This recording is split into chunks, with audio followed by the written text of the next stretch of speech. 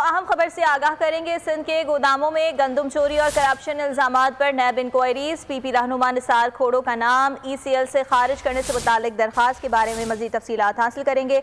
हमारे नुमाइंदे शाहिद हुसैन हमारे साथ मौजूद हैं। शाहिद हुसैन, बताइएगा।